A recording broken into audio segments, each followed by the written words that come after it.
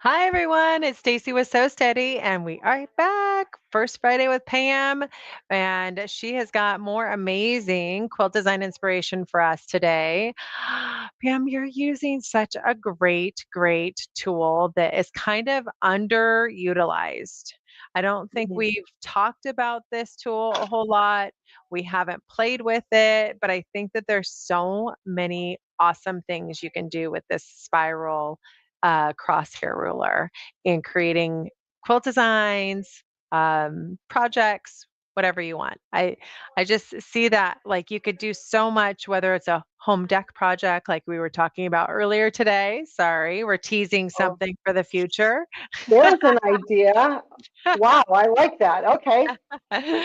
Or just doing some fun designs on your quilt blocks. There's just so much you can do with looking into that spiral land. So I'm super excited for you to share with everyone today. We've got more exciting stuff coming up in the next week.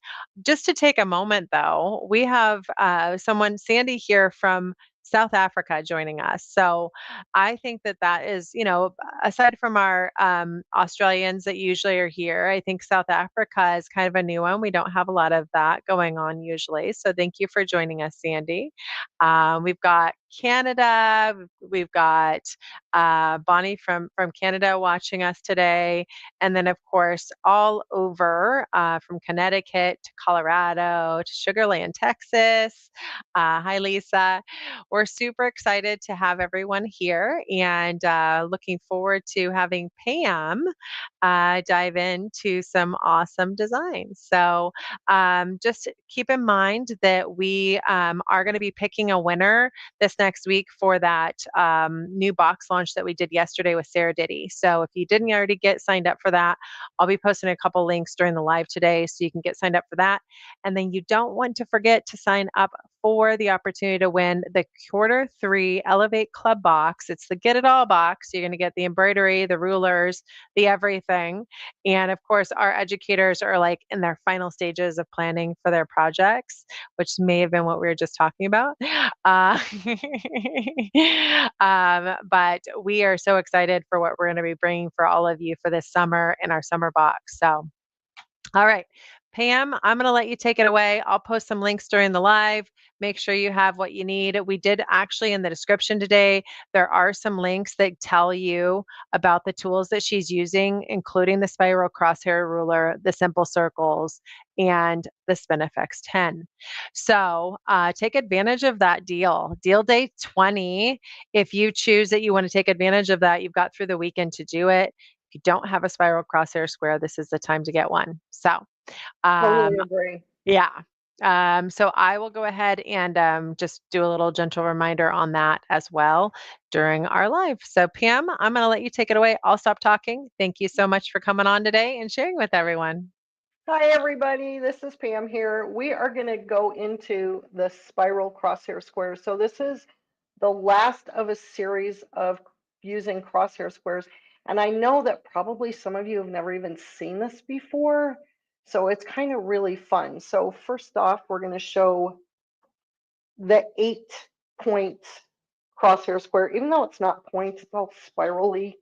But this is the spiral crosshair square. And I don't know if I can get the whole thing in the camera, but there are 8 spirals and you use it just like a regular crosshair square, right? So we're going to put our marker in and it curves just nicely.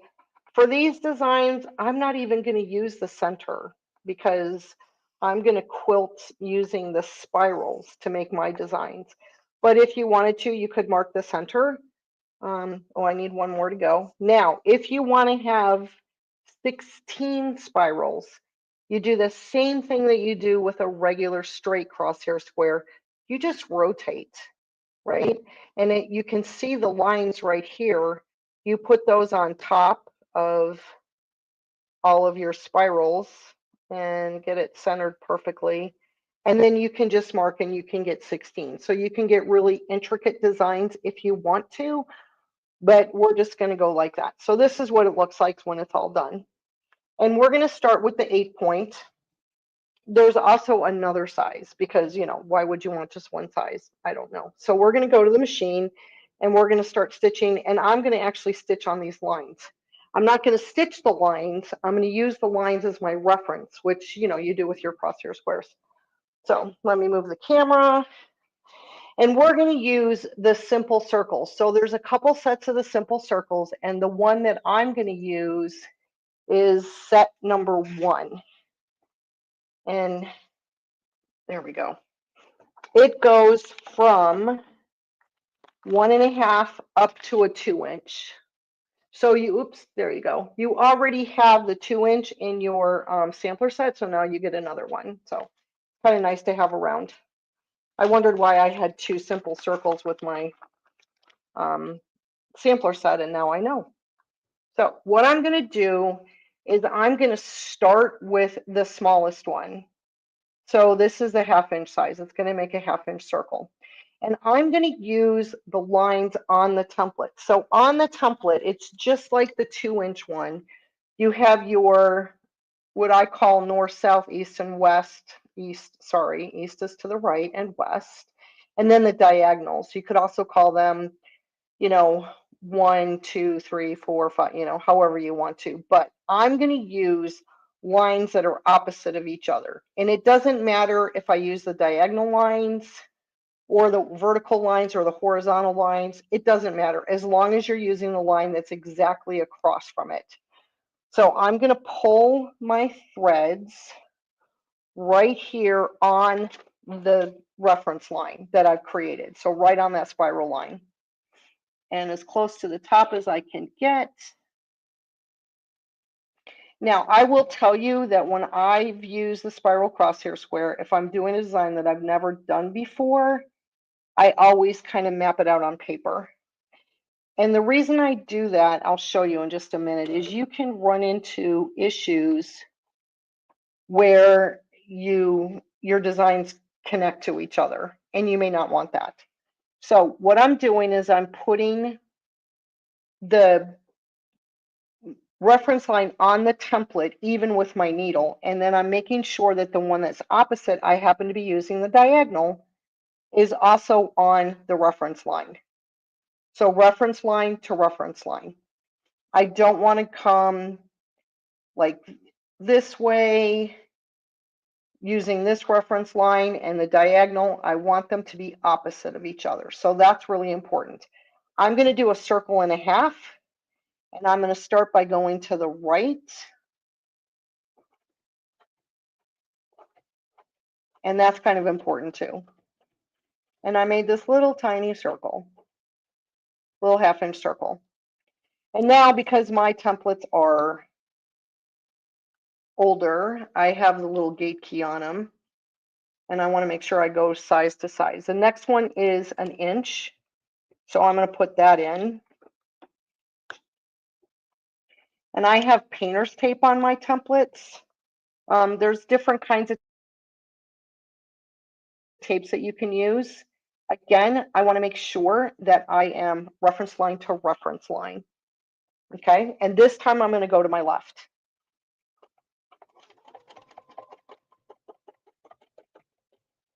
And I'm making a 1.5 circles, stopping on that line. This is so simple. That's why they call them simple circles. And then this next one is 1.5 inch circle. And sometimes I can have it open up like this, and then I can just pop this back down, but it doesn't work all the time. There we go. Again, reference line to reference line. It's hard to see this reference line here, so I'm not going to use it. Right now I'm using the ones on the diagonal, and this time I want to go to the right.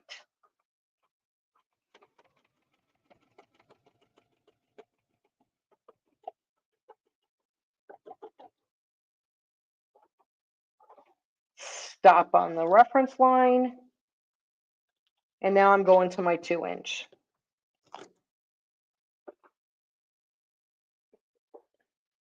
Reference line to reference line. Let's see, that was to the right, this one's going to the left.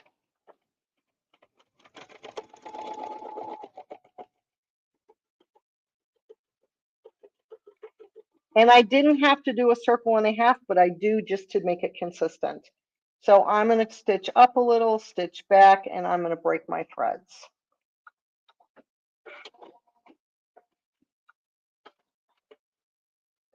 You could bury your threads if you wanted, but see how you get this nice diagonal?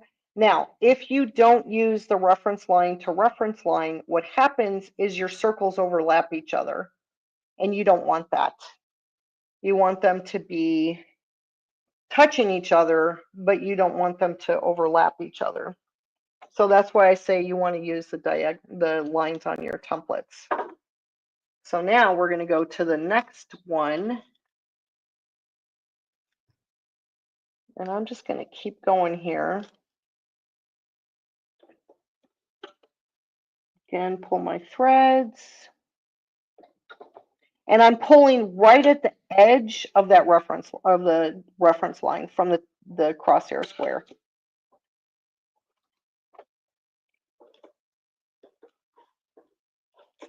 Get that in there and shut it.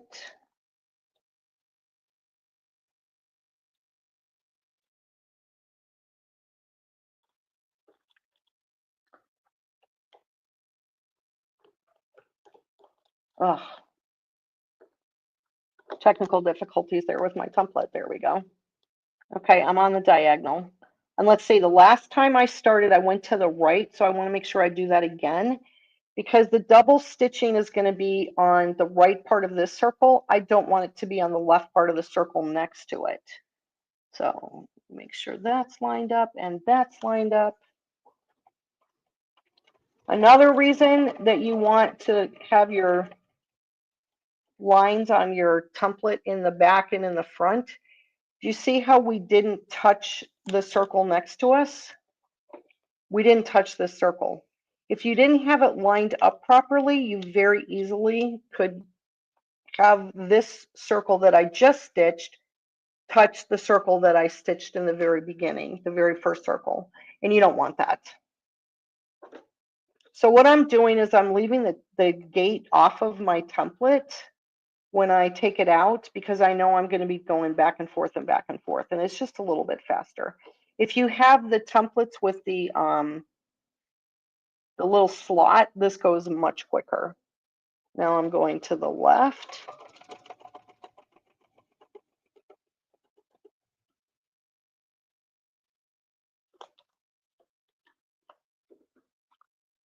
And next up is this one. This one pretends like it works like a door, but then it doesn't. Let's see. I like using the diagonal lines. That was to the left. This has got to be to the right. So I'm sure you've heard me talk about this before if you've seen a lot of videos that I've done. But when you're doing designs that are complete, like a complete design, I guess is what you call it. It's enclosed. So it's a closed design. And you're doing a row of them, you want to alternate where your double stitching is. And that's because it tricks the eye so that you don't see the double stitching. If I were to do this, make sure this is set up properly. Hold on. Okay. If I were to do this where all the stitches on the right side of the circle were double, the eye would pick it up and you wouldn't, it just doesn't look as even. And I'm going to see how, like, it's double here, it's double here, it's double there, it's double there. If it was all double on one side, it wouldn't look as even. So that's why we do that. And I took a couple stitches at the beginning, which is why I can do that. Now, this would also be really fun to do template quilting. Or even to do the Inktense pencils. This would be a fun way to do that. It's also a good size design for placemats and pillows.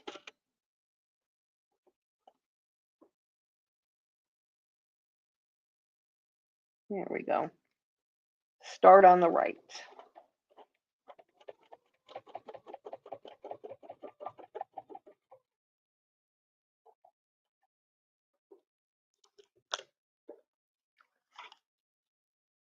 You just have to make sure that you do the right size next, because you don't want to get yourself in trouble with different sizes. And it helps not to lose the puzzle piece. All right. Let's see, now this one we're going to the left.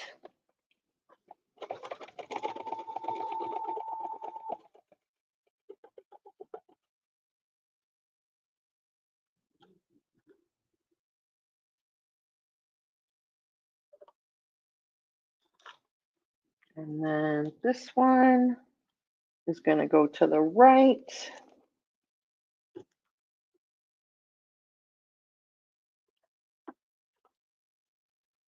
Now, just for an example, if I went over like this, I run the risk of hitting these circles over here. And also, it's going to stitch the previous circle into the previous circle. So that's why using the reference lines on your template are really important with this design.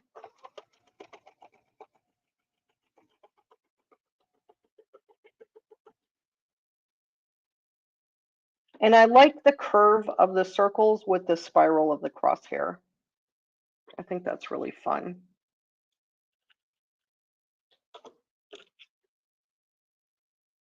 And I suppose if you wanted to, you could add like a little tiny, you could go the, like do small and then get bigger as you went on. But again, play with it on paper. Because if I put these 2-inch circles too close to the center, they're going to hit each other and overlap, and I don't want that.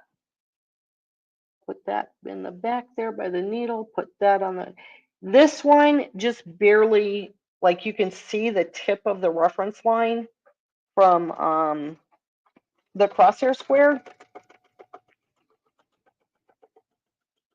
but it doesn't touch it like it does on the other ones.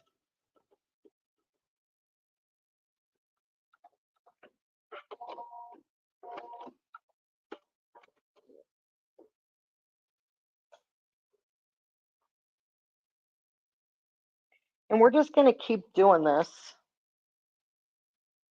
until we get done. But I think you can kind of see how it just, it's really a fun design to play with.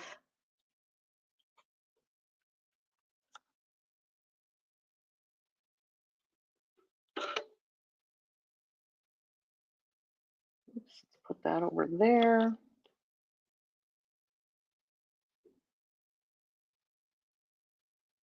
I'm like, there it is.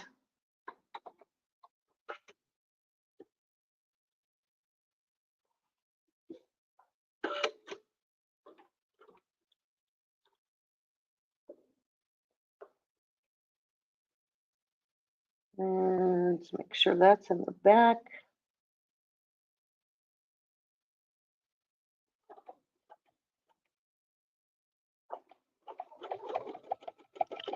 When you have these little tiny circles, like the 1/2 inch and the 1 inch, you have to make sure that you're going a little faster than what maybe you might be used to.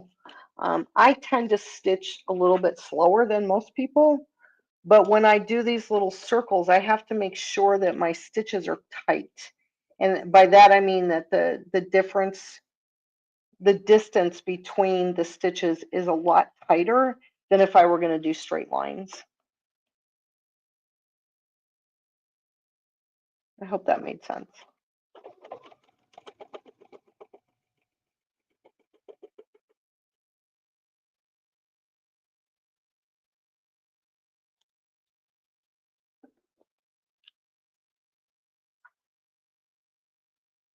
Now we got this one.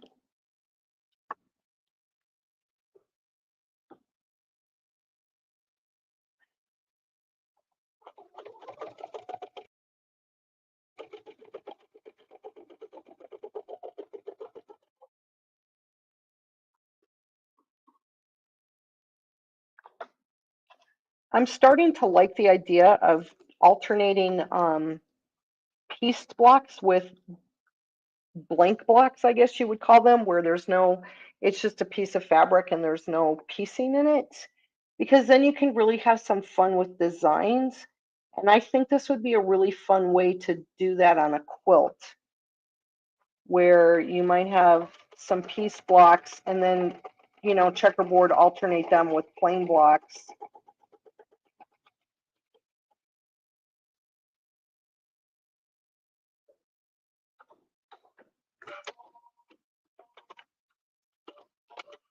Not sure my machine liked the sound of that. Hold on just a second.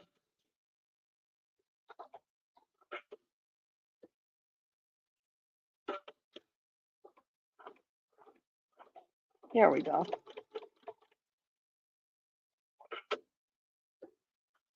Sometimes my machine makes a noise and says, Pam, I'm not happy with you. And I just wanted to make sure that that wasn't the noise that I heard.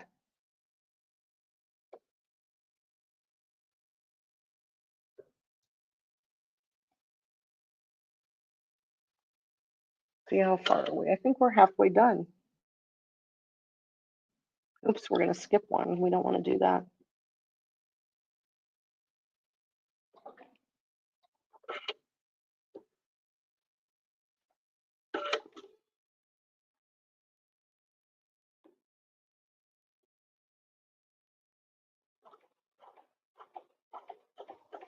So what I mean is that these stitches here have to be really close together.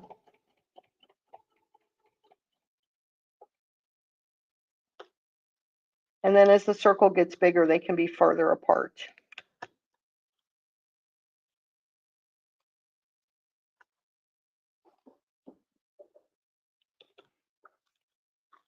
If the stitches are too far apart from each other when you're doing something really small, then you don't really get the full design.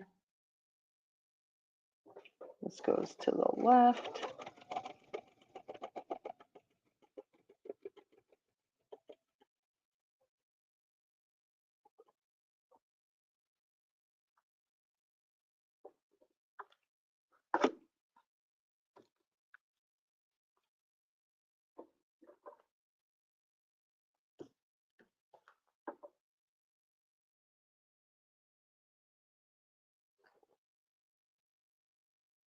This goes to the right. Is that correct? Yep.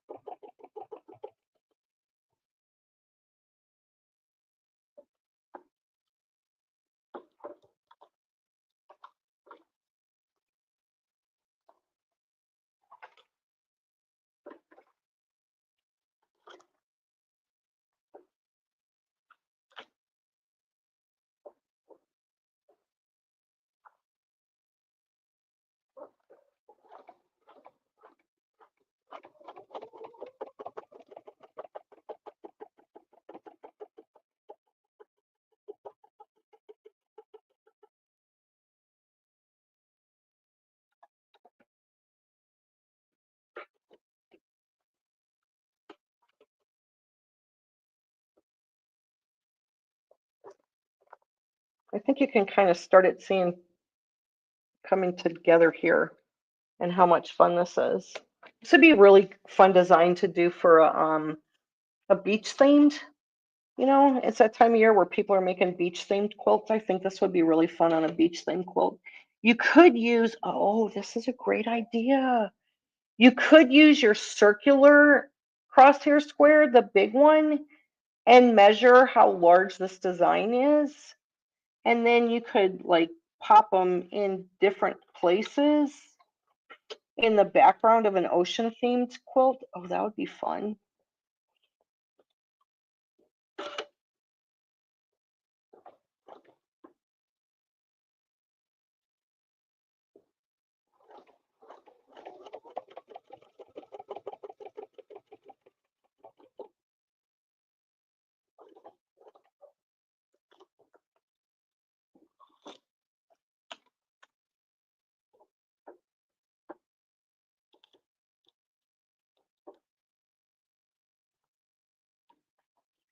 So there's a couple of different circles. There's the simple circles and then there's between the lines. And the biggest difference is the reference lines.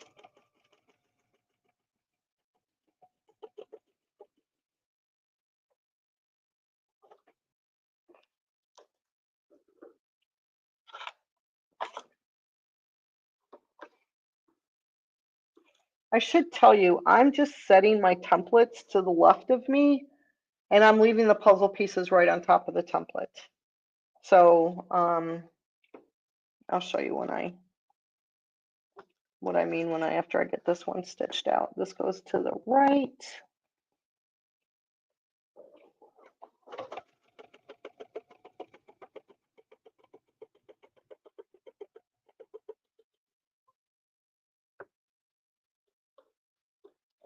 So I just take this and I just set it over. Like if this was out, I would just set it over like this to my left. And then the puzzle pieces with the template that I'm using, or yeah, that I'm gonna grab the little puzzle pieces right there. So.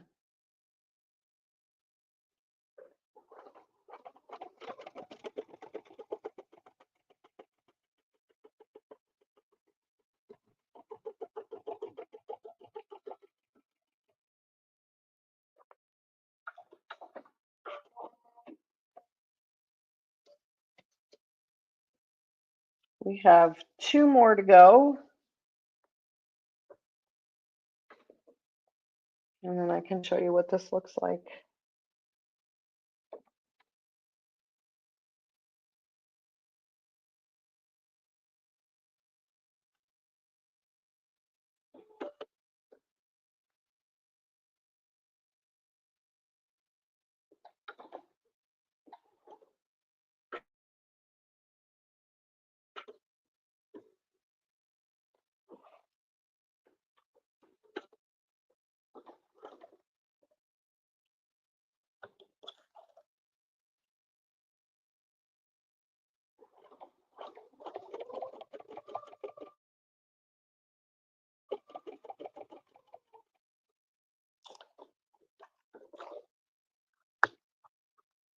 So in case you're curious, I'm using 40 weight embroidery thread for my quilting. It's actually a really light green and it's coming across as white, I think, but it's actually like a really faint green color.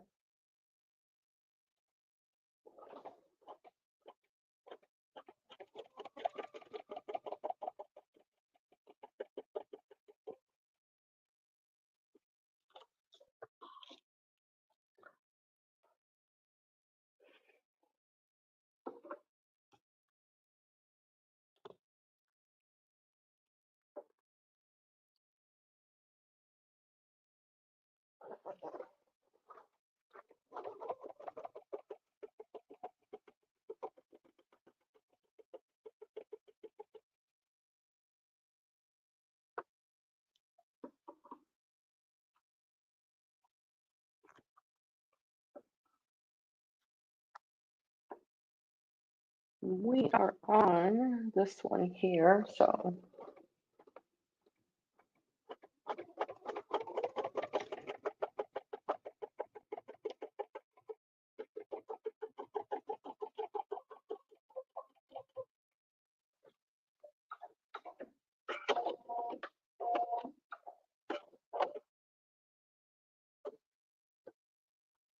and this will be our last line.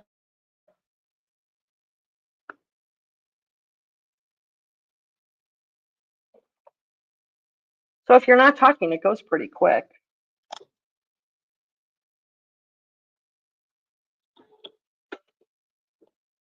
Okay, we're going to recap here. We are pulling on the very tip of the line.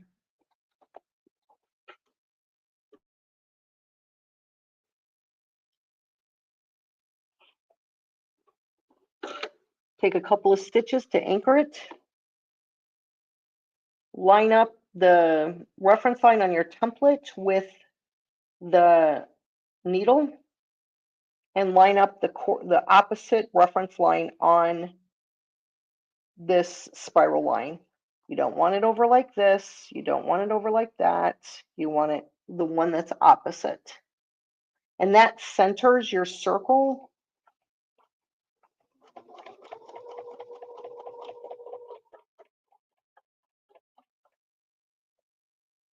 If you use other lines, you're going to run into a problem, not on your first line of circles, but as you move forward. Your circles are going to start running into each other and okay, lining up there, lining up here. This time I'm going to the left.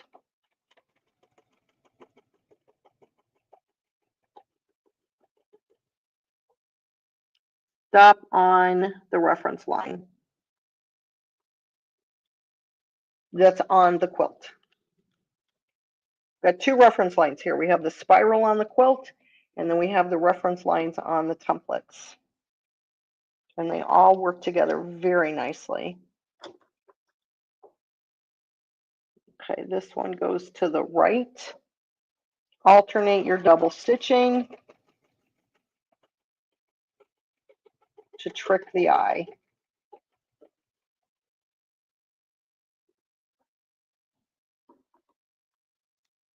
And the last is the 2-inch. So we have a 1/2 inch, a 1 inch, a 1 1/2, and a 2-inch circle. And that works perfectly with the 8-point spiral crosshair square.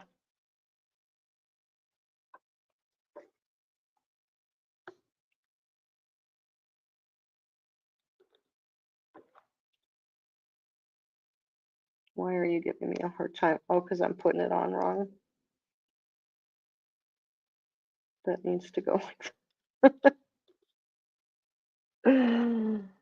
Ah, that's funny. This one goes to the left, and it's our last circle.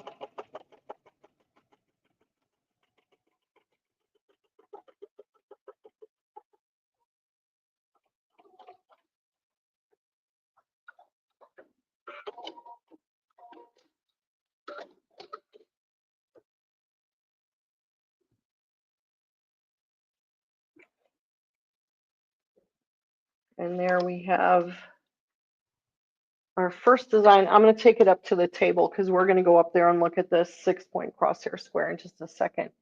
I just want to check and see if there's any questions. What do we got here? Why one side circle times around instead of what's showing? Why not do one size circle 8 times? You could do that. You could do one size circle all the way down. You can't start with the 2-inch circle up at the top. So as you're moving down, let me show you on what I just stitched out. I just want you to be able to see this. Trying to get rid of some of the marks. If you did one size circle, then there's going to be a big gap here between your little circles, and that would be fine. If you try and do the big circle, it's not going to fit. So you could do like this circle here, the 1-inch circle, and just start down a little bit. That's why I say to play with it a little bit on paper first to see what fits. Okay? So if Stacy's there and could check and see if there's any other questions, that would be fine. If not, I will look at it when I come back to the table. Now, this is the 6-point. So the 6-point, the lines are a little bit farther away from each other. So it gives you the ability to make a bigger design in this at the very beginning, but it works exactly the same.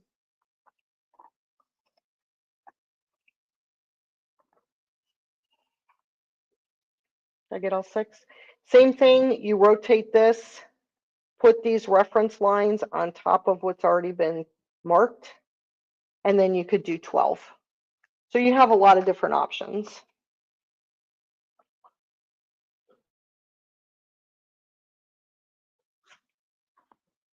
So we're going to do, now we're going to go to using Spin-E-Fex number 10. And you could do this with any Spin-E-Fex. Again, the reason you want to work it out on paper, especially the first two, is depending on the width of the Spin-E-Fex itself.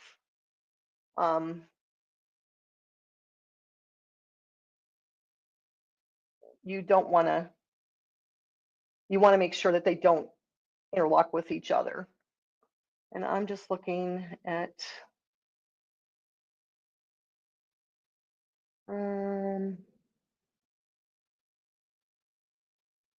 okay, I'm going to have to look at those comments later.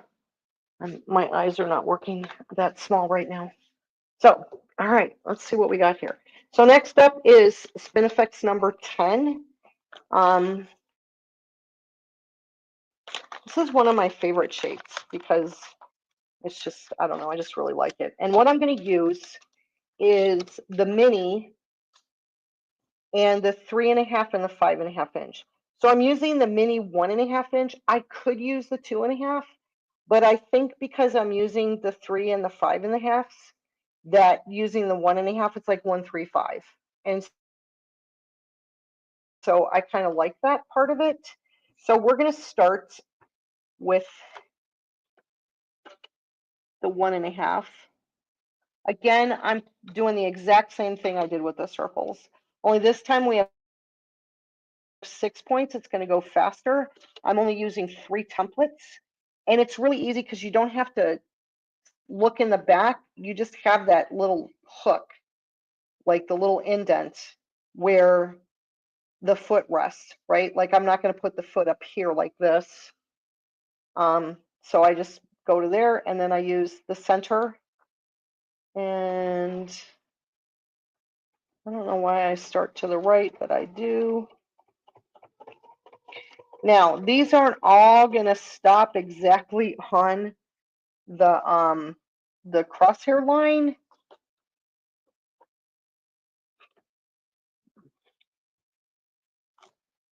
And so, oh, hello.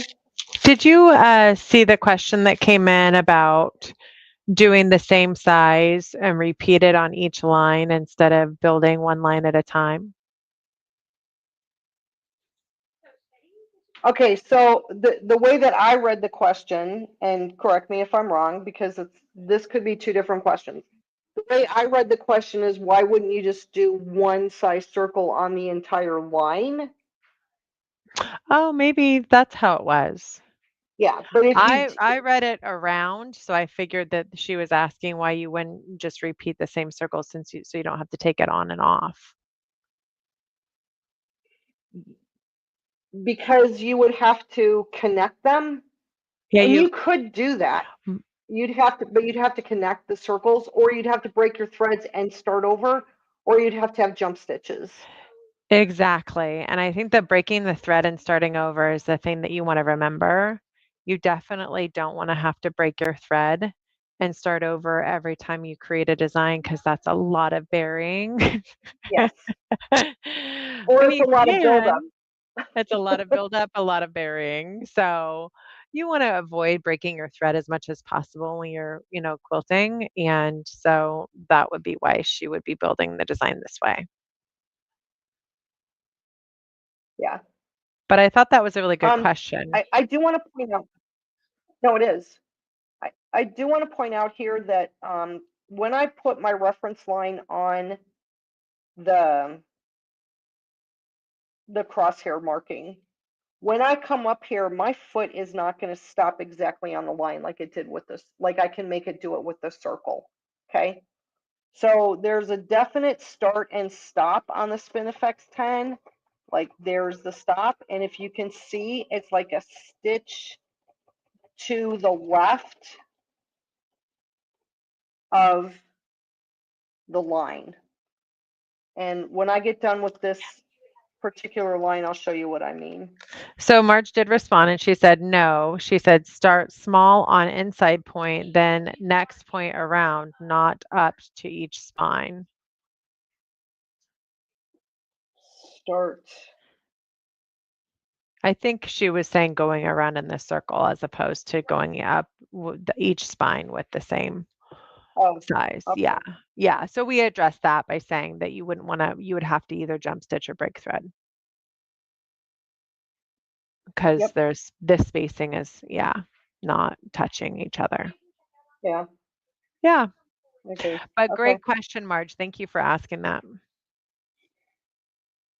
When I do this, if you can, I don't know if you can see, there's a gap. It's probably a quarter of an inch between the reference line and my template. Let me see. Yeah, it's just about a quarter of an inch. So this is kind of an eyeball thing, right? Like if I put the template this way, that's too far. So I'm just trying to like imagine that it went a little bit and go that way. So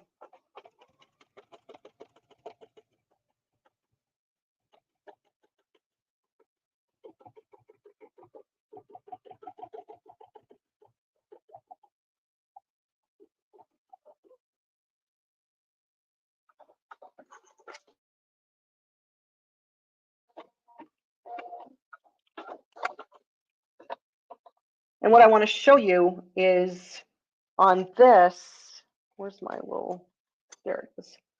If you see the point of the design is not on the line, it's a little bit off the line. But since they're all going to be off the line, it's going to be fine because no one's going to know that you started with this anyway. They're just going to be like, wow, how did they get that so smooth and those curves so even and that kind of stuff. So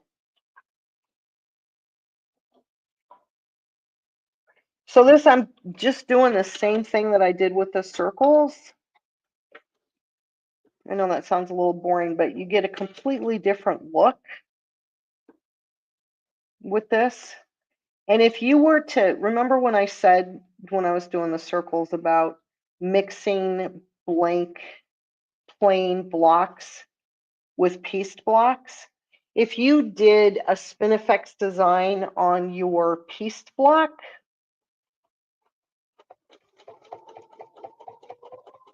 and then did the same Spin-E-Fex with this technique on the plain block. Sorry, I'm having a problem stitching and talking at the same time today. So this would be on your plain block, right? The Spin-E-Fex on the circular or the spiral crosshair square. And then on your piece block, you would have like a regular design with your Spin-E-Fex. Then you have the same shape in all of your stitching. And I really like that. That's why I always recommend to people, if you're going to buy a Spin-E-Fex, buy this set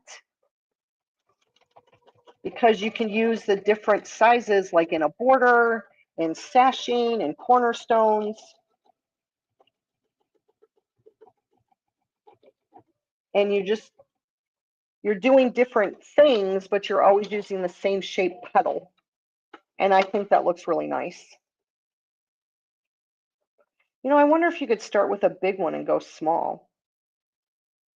Hadn't thought about that until just now. But I've already done two, so yeah. I guess we'll go back to this way.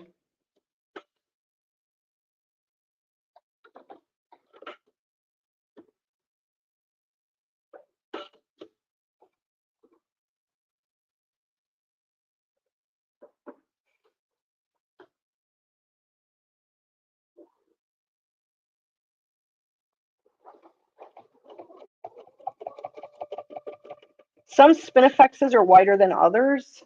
That's why you kind of have to test this out.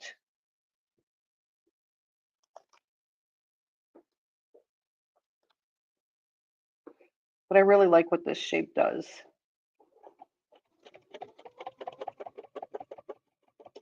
And if you're wondering why there's darkness on my templates, I was doing a demo once or a class once where people were having a hard time because the thread matched the fabric so well that I put lines on my template just so that people could see on camera what I was doing and what the template looked like. So that's why that's there. And I just never took it off.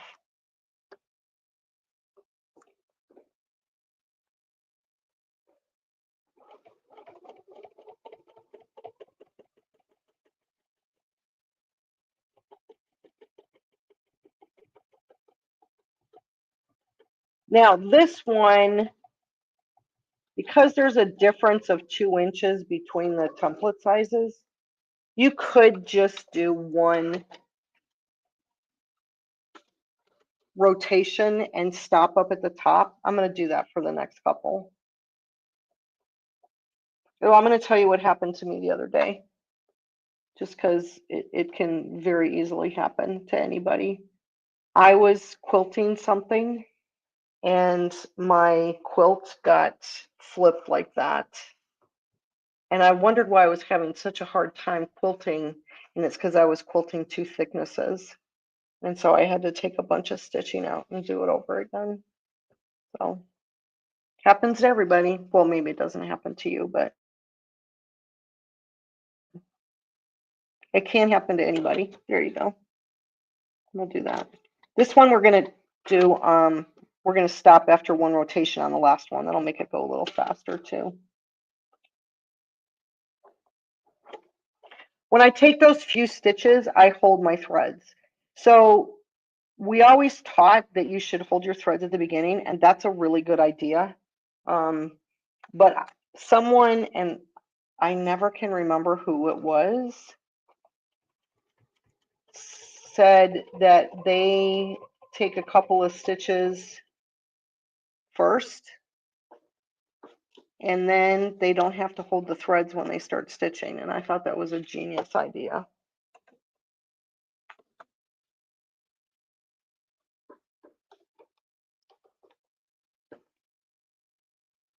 What do we got here?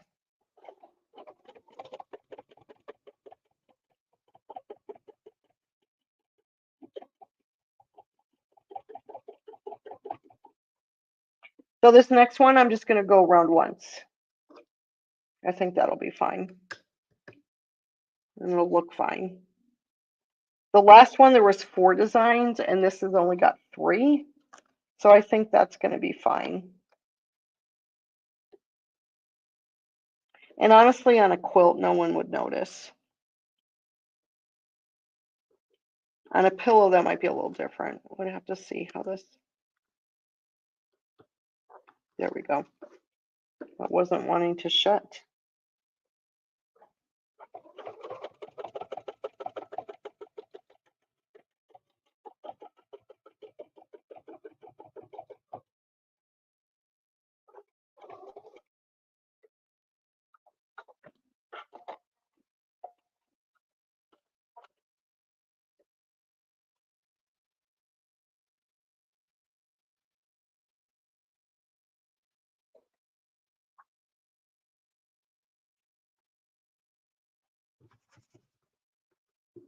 Trying to get rid of the reference lines. I'll iron them off.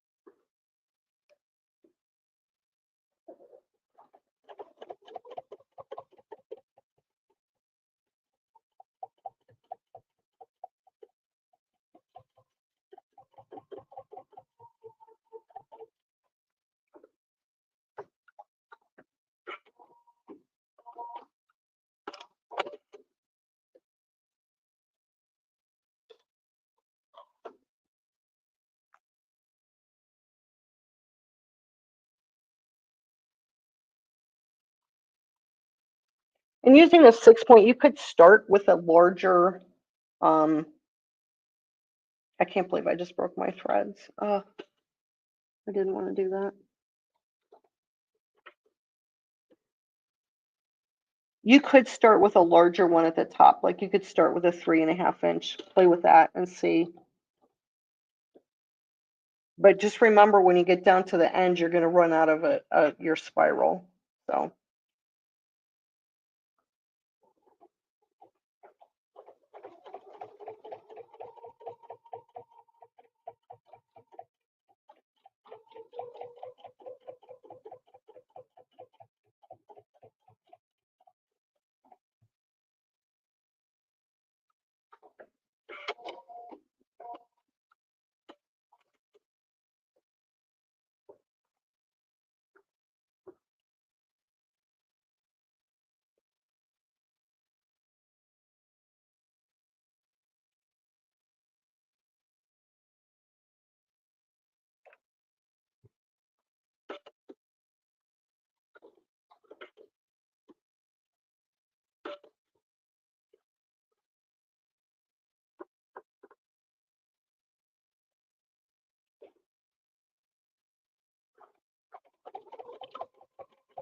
So again, this is the 1.5 mini Spin-E-Fex number 10.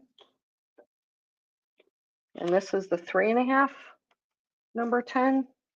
You could mix designs too. You could do, a 1 from a 10 and then do, a different shape. That would be kind of fun.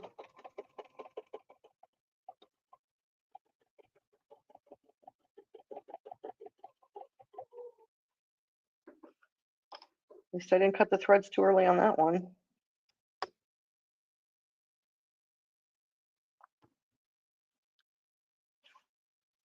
And if you get your keys messed up when you're doing this, they all say what they are. So this says SFEX10 5. And that means that it goes into the Spin-E-Fex number 10. Oh, it says 5.5, 5.5. So your keys always tell you what template it belongs in. So I think it's kind of fun.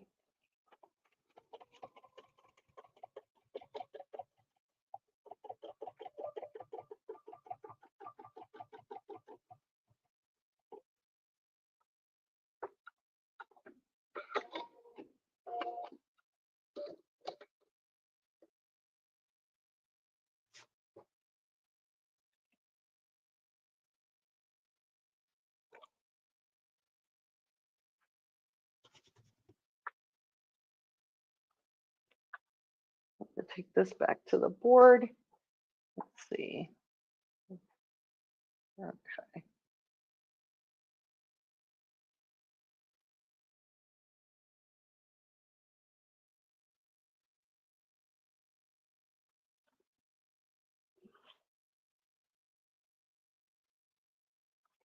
Here's that one.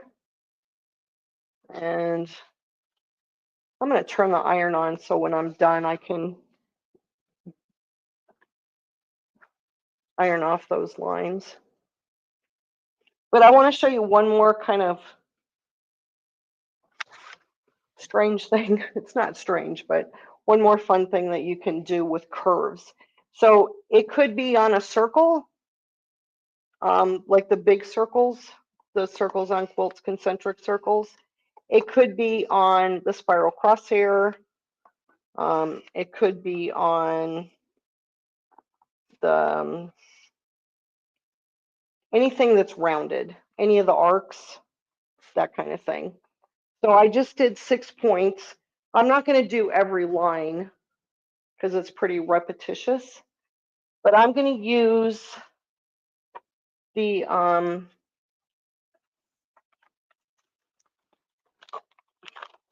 clamshell from the sampler set as soon as I put my hands on it. I had it out earlier and then I cleaned everything up and put it away, which wasn't very smart. This is the mess that lives next to my, there it is. So this is the bag that I keep next to my machine. It has the sampler set, the connectors, and a couple of other straight, like the Sashley quilt and those kind of templates in it. So this is really kind of fun, and we're going to go on the outside of the circle, not the inside, or of the spiral. Again, I'm going to pull here. Now, this you don't have to be perfect because it's a spiral. But what I'm going to do, and you can only do one hump at a time, is I'm trying to put the line of the hump that I'm stitching towards on this line. So I want to stop when I get to the line. And I'm using the small part.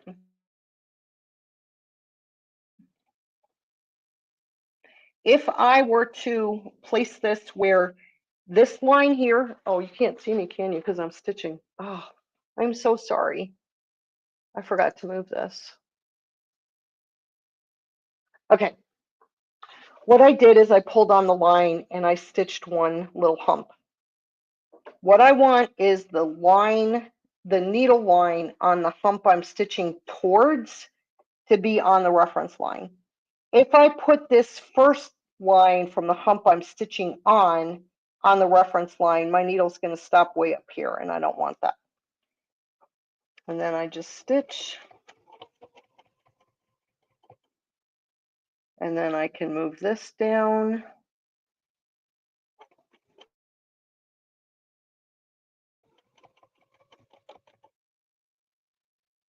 Move that down. What I'm stitching towards is where I want my reference line.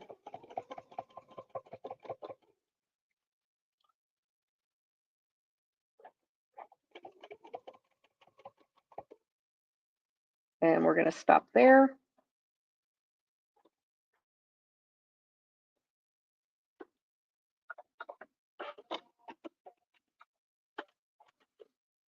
Now, this would allow you to put something in between this if you wanted, like a heart or, you know, a little Spin-E-Fex flower or a hexagon or anything that you saw fit.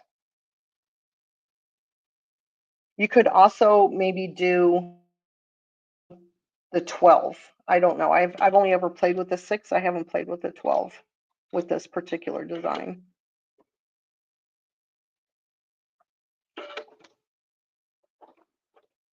So where I'm going, this is the reference line I'm using on the next hump.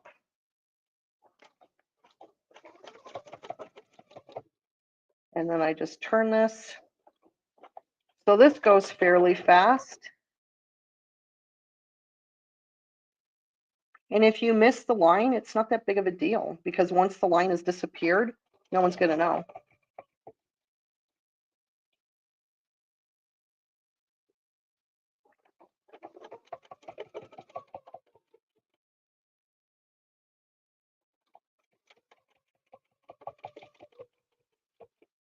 And it fits the entire clamshell perfectly.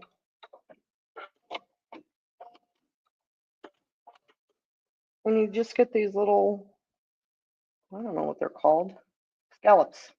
They just look like little scallops.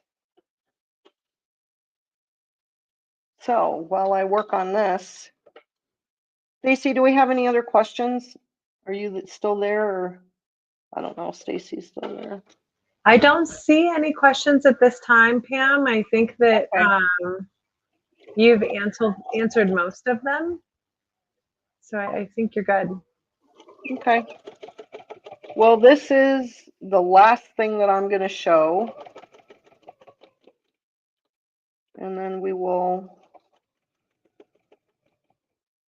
take an iron to what we've stitched out, because I think once you get rid of the reference lines is when it really makes a difference.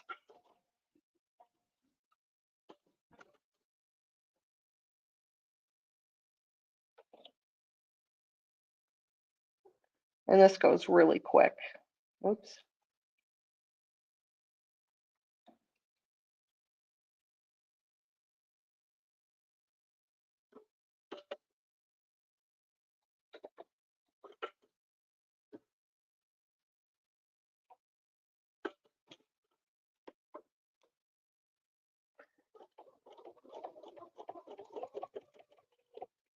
Again, the reference line on the hump where you're going to.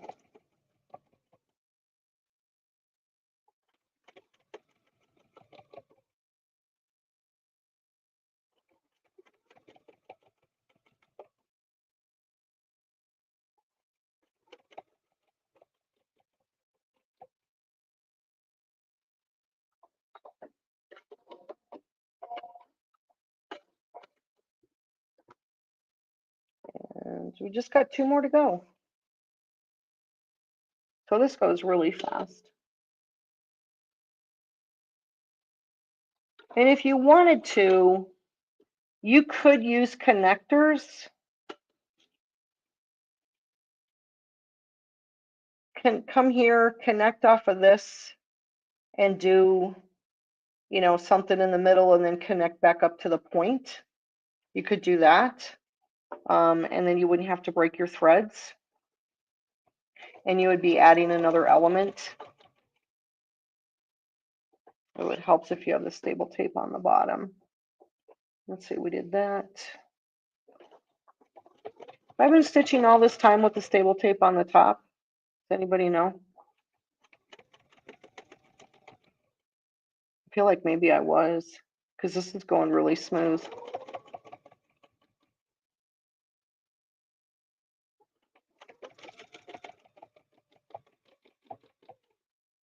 I think I was stitching all of those little clams without stable tape. No wonder they look kind of not perfect, but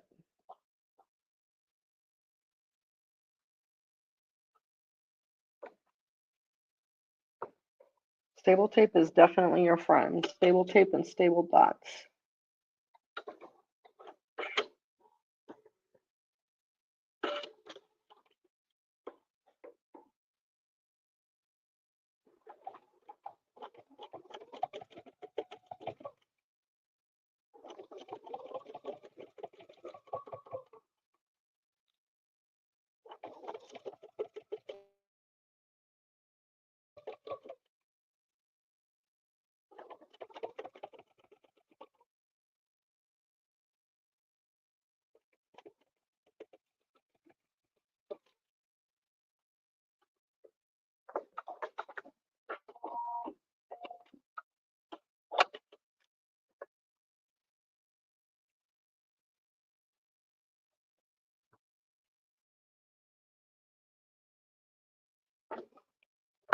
And these probably could have been closer together by using the 8-point, but then, you know, we just keep doing the same thing over and over again. And we're going to move the crosshair square so that we don't iron it by mistake. That wouldn't be good. My iron is hot. So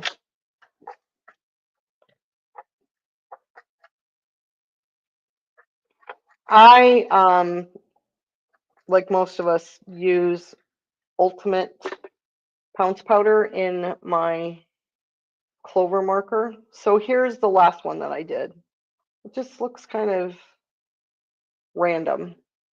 But if you're trying to fill in places in your quilt, it's a nice way to fill, you know, do some background fill. And then this is the one with the Spin-E-Fex 10. And once you get rid of the marks, you're like, wow, that looks really nice.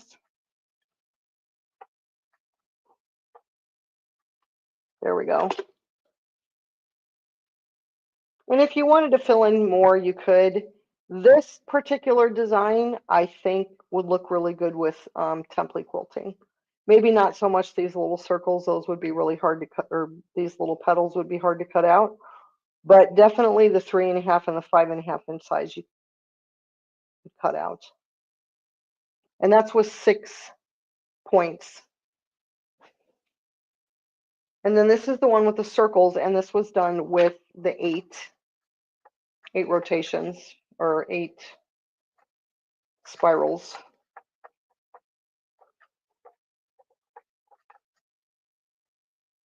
There we go.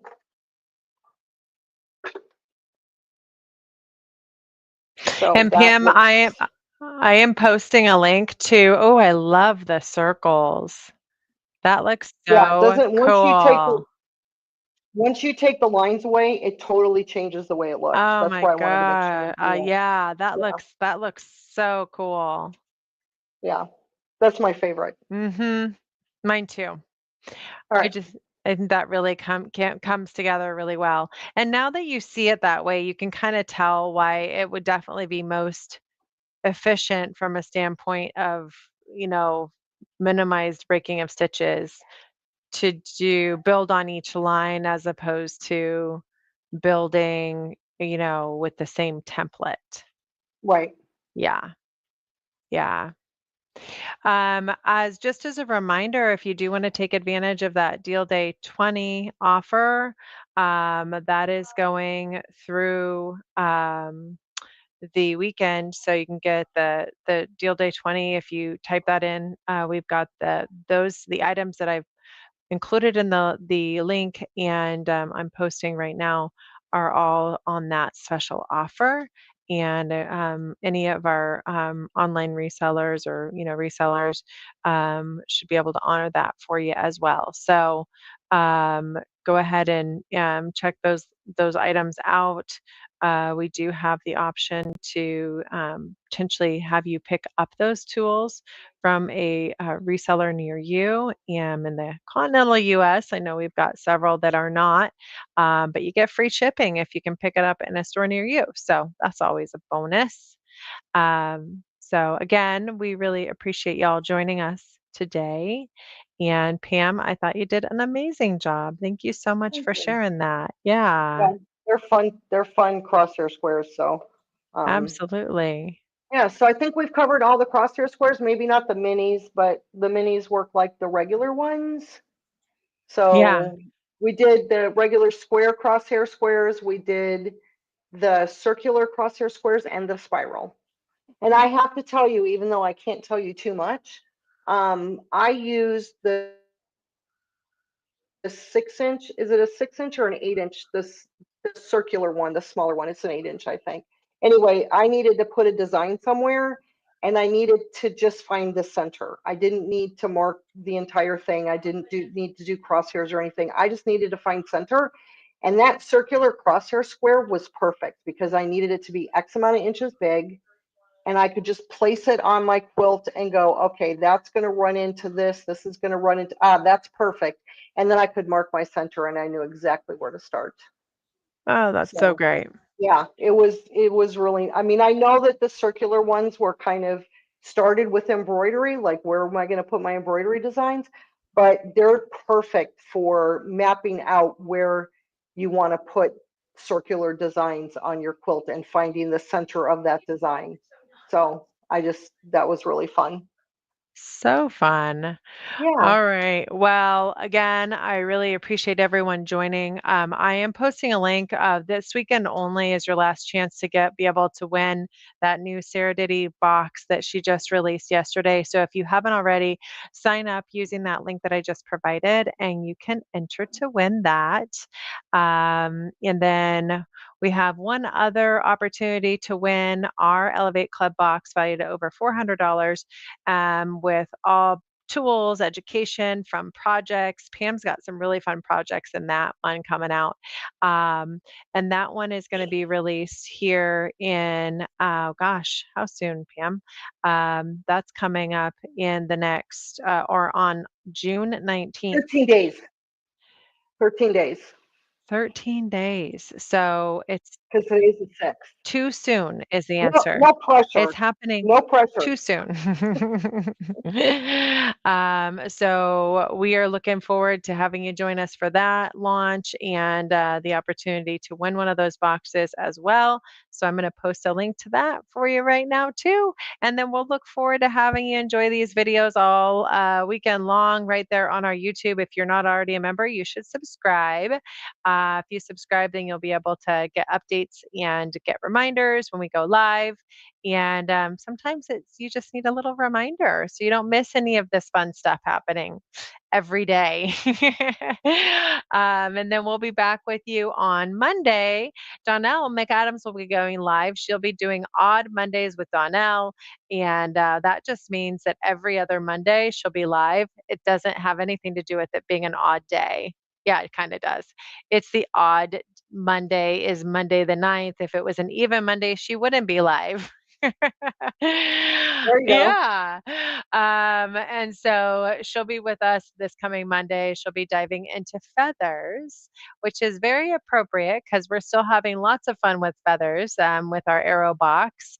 And then we've got more fun education from Kathy next week. And of course, some more Elevate Box education coming out as well, which just means that we've got education on the tools that you have in the box every single week so you can just enjoy that box even more all quarter long. So we're look forward to having you be part of that too. So have a wonderful weekend. Pam, thank you again for joining and really bringing everybody out to enjoy this awesome spiral designs class. So I hope everybody has a wonderful weekend and we'll look forward to seeing you hopefully next week.